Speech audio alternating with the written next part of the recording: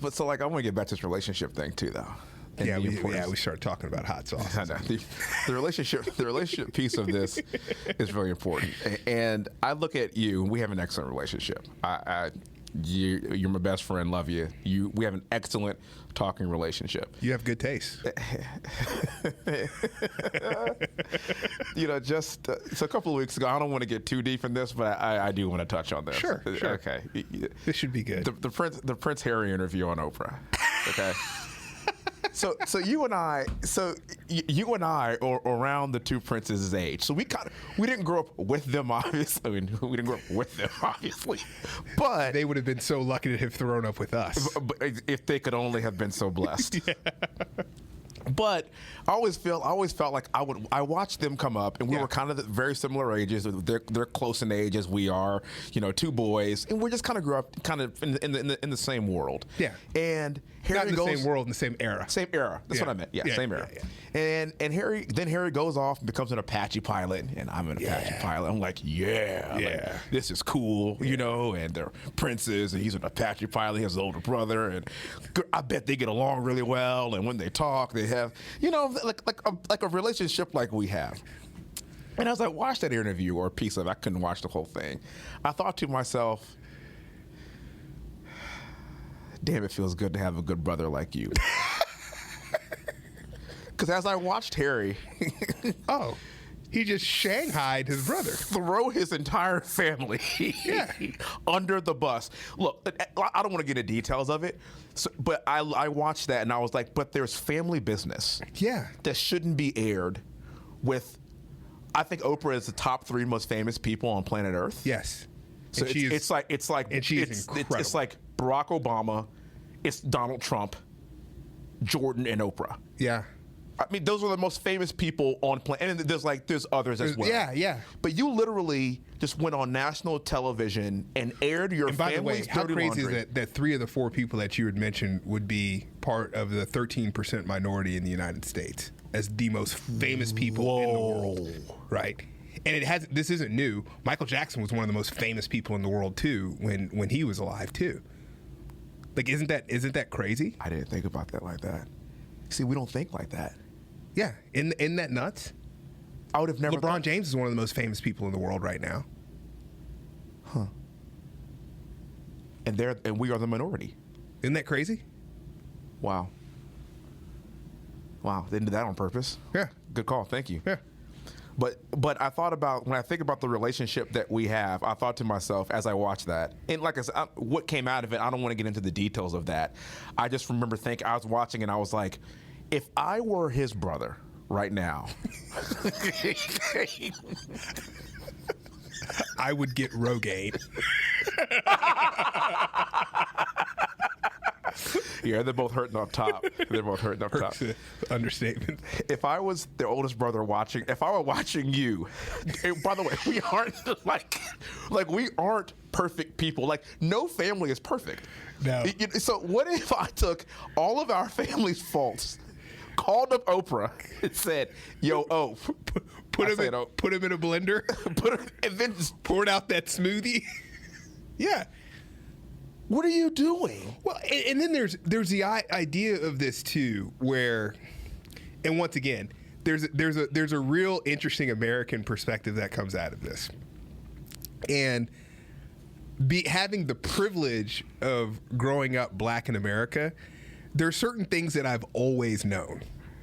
Yes. Like, I've always kind of known you can go to a NASCAR event. Might not be the place where you're most welcome in the 80s as a black guy. I would agree with that. Right? Like, I would agree with that. You always kind of know, and it doesn't mean that all these people are bad or good or anything doesn't mean any of that. It's just there's some innate things that you just know. I'd go now, though. It's different now. I said, that's why I said in the 80s. Yeah, I agree with you. It's different. It's changed tremendously. It's different, right? And there's certain things that I think, and look, I'll give you another example, right?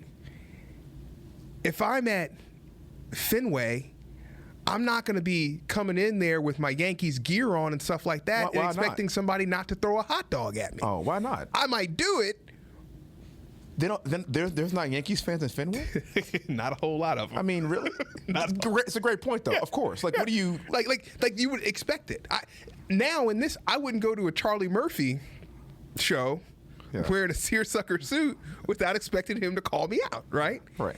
And I guess for me, of all these things that appear to be very obvious in our lives and in our culture, the thing that was interesting to me watching some of the interview was, wait a minute, you mean to tell me the royal family in England that has never had a black member of it has adverse feelings towards black people more broadly, and then even more specifically, a black American? Oh, how shocking and juicy. Of course. I take it one step further, Wrendon. These people have adverse feelings to poor white people. Yeah. And Asian people. And Hispanic people. Like, what are you, like... This is the monarchy This is a monarchy in England. Like, this is as Anglo-Saxon as it gets, okay?